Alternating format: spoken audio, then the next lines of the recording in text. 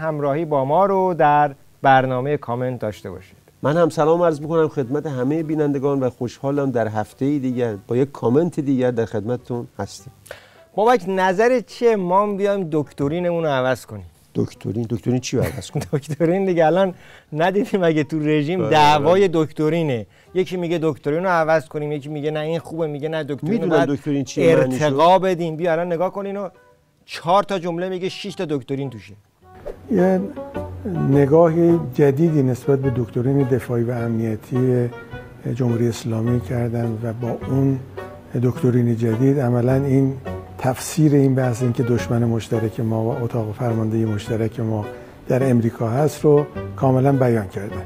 تو این دکترین جدید آقا فرمودن که ما از همه امکانات، تجهیزات، چه نظامی، چه سیاسی، چه بین المللی استفاده خواهیم کرد. بله دکترین. آها فهمیدم. این دکترین اسم مستعار تله اتمیه که الان عظما با عبا و عمامه افتاده توش.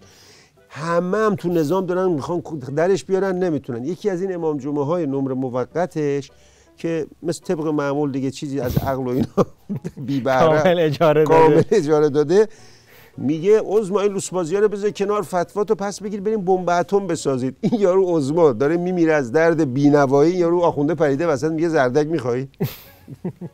ما اینجا یه درخواستی از محضر حضرت آقا ولی امر مسلمین، نایب امام زمان، مرجع تقلیدمون، یه درخواست عاجزانه از محضرشون داریم، یه تجدید نظری در باب اون فتواشون داشته باشیم. یه جوری میگه بمب اتم، انگار بمب اتم نون خامه‌ای بذاری تو فر یه ساعت دیگه در بیاری بیرون. بیا این رئیس سابق انرژی هسته‌ای رژیمه میگه فقط 1 سال طول میکشه که عراق برگرده به حالت اولش. تازه داستان بوتون هم هست اینا. پس ببینید اون چه دکترینی بوده که اون کارو کرده. الان میگه دکترین رو تغییر میدیم. آیا دکترینتون اینه که راکتور آب سنگین عراق رو 1 ساله راش بندازید؟ این کارو میکنید؟ سفت پای موضوع وای میسید؟ اون کار انحرافی که برجام برای ما تحمیل کرده که تبدیلش کنن به راکتور آب سبکی که اورانیوم غنی شده میخواد، اینو حلش میکنن. این 1. 2 میگید یکی از اونها میتونه این باشه. اصلا اگر میخوان راهبرد عوض کنن، سریع هم بخوان به نتیجه برسن، راه اندازی راکتور آب سنگین عراق هست با همون مشخصات 40 مگاوات حرارتی، باید اون انجام بدن. همه چیزش هم هست. اونجا هم که بتون ریختن توش راه حل داره. بیا بوتون رو میخوان چیکار کنن؟ اصلا بوتون مسئله الان بوتون نیست که بوتون رو ولش کن. الان قضیه بیخدارتر از این حرف هست. یکی میگه بریم بسازیم که نظام رو حفظ کنیم. این یارو که خودش رئیس کمیسیون امنیت مجلس اینا بوده یه زمانی میگه بسازیم در راستای منافع اسرائیل کار کردیم. اینو دیگه چی میگی؟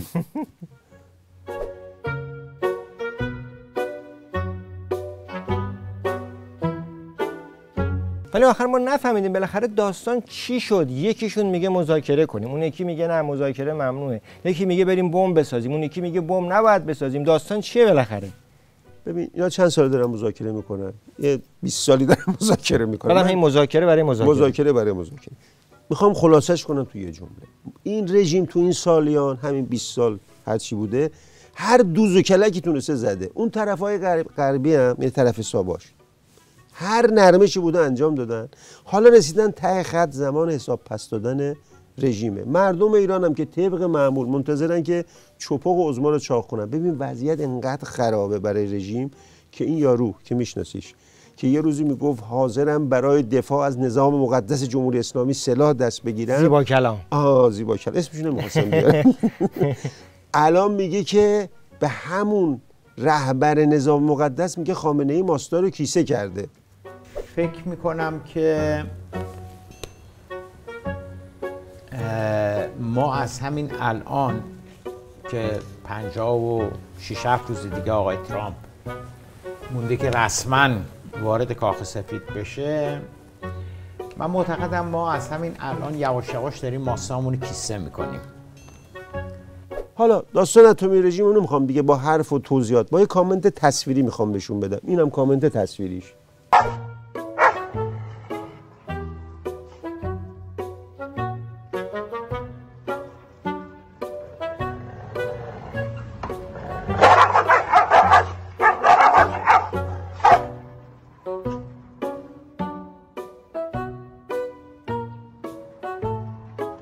این که قدیمی شده، جدیدترش اینه. تقوینی. حالا یکی از این دکترای دکترین ساز و دکترین باز تو رژیم این ممجواد ظریف بود که الان سرش دعواست. ببین این آخوند رسایی دربارش چی میگه. این آقای ظریف بر اساس آب و هوای آمریکا درست شده. مثلا اونجا اکسیژن، اونجا این خون رو کسی که دبیرستان، بعد دانشگاه، بعد نمیدونم سربازیش اونجا بوده، کارش اونجا بوده، همونجا زندگی کرده دیگه، با اینا رفیق دیگه. الان شما میبینید دیگه عملا اون بندی شرمن تو خاطراتش نوشته که ما با اسم کوچیک هم دیگه رو صدا میکردیم. یعنی اون بهش نمیگفت مستر ظریف، میگفت مای جواد. اونم خود چیز میگه. ظاهرا این آخوندرسایی یادش رفته که چند سال پیش خامنه‌ای چه پیزوری لای پالون این ظریف و تیمش گذاشت. پیزوری که میدونی چیه؟ یه چیزایی میدونی. جهت توضیح، وقتی میخوام پالون حجم پیدا کنه هرچی آتشخال دستشون بیاد میچپونن لای این پالون بزرگشون میگن پیزو. خامنه‌ای هم همین کارو برای ظریف اینا کرد 4 سال پیش. نگاه کن چند سال پیش، نگاه کن. دوم بنده هیئت مذاکره کننده را همین دوستانی که این مدت این زحمات رو بر دوش گرفتن هم امین میدانم، هم غیور میدانم، هم شجاع میدانم، هم متدین میدانم. این همه بدونن. قرار بود همه بدونن، پس چرا این رسایی نمیدونه؟ نه رسایی نه اونو میدونه نه اینو میدونه که بابا جون اون مای جواد اسم مستعار بوده، وسیله بوده، اصلش بوده مای سید علی. منتها خوبیت نداشت که تو علم بگه مای سید علی، گفته مای جواد. ولی اینطور که پیداست الانم عظما یه جورای هواشو داره. اینا نگاه کنین از مجلس رژیمه که میگه دستهای نامری هست که نمیذاره ظریف و قیچی کنن. جناب آقای دکتر قالیباف، ما تعدادی از نمایندگان تقاضای ماده 234 برای شکایت از دولت در انتصاب غیرقانونی آقای ظریف را در کمیسیون امنیت ملی مطرح و در آن رأی گرفتیم و به صحن علنی ارجاع شد، اما به صورت غیر شفاف و عجیبی از دستور صحن حذف گردید. اولا مجلس رژیم خودشو نباید زیاد لوس کنه تو کار بزرگترا دخال. مجلس رژیم سقفه، لایحه‌اش اینه که نماینده‌ها چه ماشینی داشته باشن، شاسی بلند بگیرن، شاسی بلند باشه، چقدر حقوق بگیرن به دفترشون، همون کار غارت و چپاول روزانه خودشون. به این کارهایی که بهشون نیامده وارد نشن. ببین وضعیت اونقدر تو نظام خرابه، آش اونقدر شور شده که این اسکول نظام مقدس، خودش به خودش میگه اسکول نظام مقدس، هم به حرف اومده. ببین چی میگه. حالا خوبه طرف 2 روز بعد انتخابات گفت من نمیخوام تو دولت باشم، بعد الان 3 ماه دارن زور میزنن قانون رو عوض کنن که این تو دولت بمونه. اگه میخواست باشه که اصلا نمیشه فکر کمش. اینا تازه میخوان ظریفو به خاطر اینکه بچه‌هاش 2 تابعیتی برکنار کنن. بابا تو همین نظام خودشون میگن 500 نفر از مقامات بالای این نظام یا خودشون 2 تابعیتن یا بچه‌هاشون 2 تابعیت. حتی میگن این یارو دختر قاسم سلیمانی هم 2 تابعیتی محسوب میشه دیگه. آقا تو این نظام اگه بخوان 2 تابعیتی بگیرن، یک حکم شود 2 تابعیتی گیرن، فقط خامنه‌ای میمونه بیتش. این خامنه‌ای مارموز هم باور کن گرین کارت داره رو نمیکنه.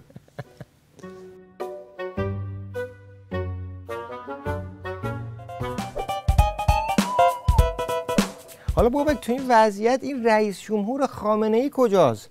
یعنی همه یه صداهایی ازشون در میاد، اما این رئیس جمهور خامنه‌ای این کار اصلا کلا توی دنیای دیگه است. نه صدا ازش در میاد، منتها نامفهومه. تو اگه فهمیدی برای ما ترجمه کن. گر در طلب گوهر کانی، کانی ور در پی یک لقمه نانی، نانی من فاش بگویم حقیقت مطلب را. هر چیز که در پی آنی، آنی. Doing the same thing, the same way, expecting difference equal insanity. What you see, what you get. ما چشم عقاب و دل شهباز نداریم چون مرغ سراییم. لذت پرواز نداریم. ای مرغ سرا خیز و پریدن دگر آموز. یک ورم سایت سینگ هست، یک برد سایت سینگ هست. یه چیزی دیگه where there is will there is way. نفهمیدیم چی گفت. نه ما نفهمیدیم ولی خیلی عمیق و تاثیرگذار بود. ما متوجه نشدیم. خیلی عمیق بود. ولی خداوکیلی بابک هر کی دیگه بود جای این 2 ماه نیست اومده سر کار، این همه بلا سر نظامش می اومد همینجوری قاطی میکرد. پس تو قاطی کردن ندیدی بابا. این بلند شده رفته استان سیستان و بلوچستان، همین ولگردیایی که رئیس جمهورای رژیم دارن اسم سفر استانی، اونجا گفته من زیاد نمیتونم تو این استان بمونم چون امنیت ندارم. ببین وضعیت چطوریه که رئیس جمهور این رژیم توی یه استان همین مملکت امنیت نداره، تا اون با اون همه محافظ و 400 500 تا محافظ و بادیگارد امنیت نداره دیگه. تو اسم اون میذاری قاطی کردن، اونم میذاری قاطی کردن. اینجا باید بگیم دم بچهای سیستان و بلوچستان گرم که رئیس جمهور رژیم در اونجا امنیت نداره.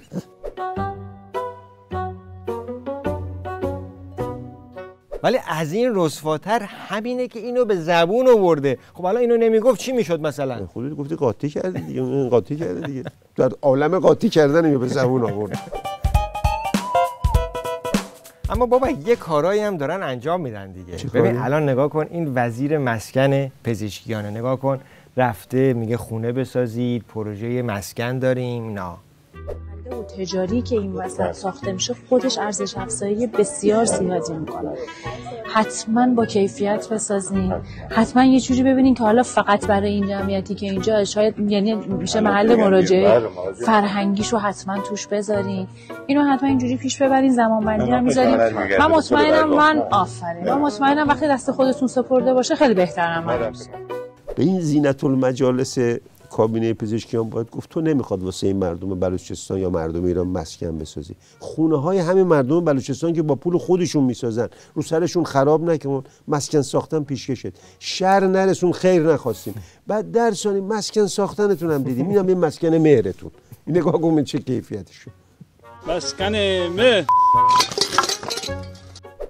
بازم ورژن قدیمی رو کردی که آره مسکن مهر جدید اینه. دانش بنیان‌تر شده. دانش بنیان‌ترش اینه.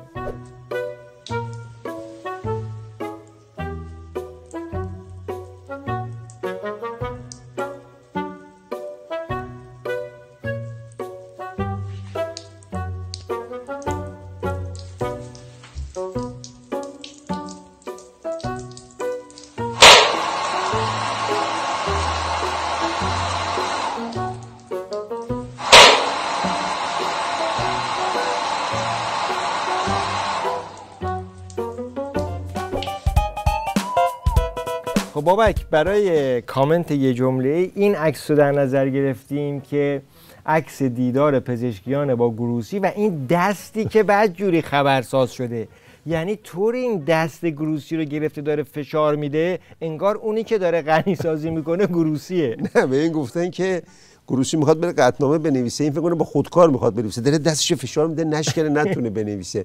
تازه یادش رفته یه دونه خودکارم بذاره لای انگشتش بیشتر بشکنه. یا فکر میکنه مثلا گروسی الان فرار میکنه، داره قاطعیت نظامو نشون میده، میگه ما هم انقدر قاطعیم که میتونیم دست مهمونمون رو بشکنیم. آره دیگه زبان بدنه. زبان بدنه.